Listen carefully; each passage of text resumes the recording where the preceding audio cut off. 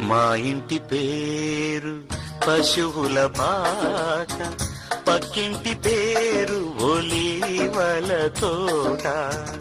మా ఇంటి పేరు పశువుల పాక, పక్కింటి పేరు ఒలీవల తోట.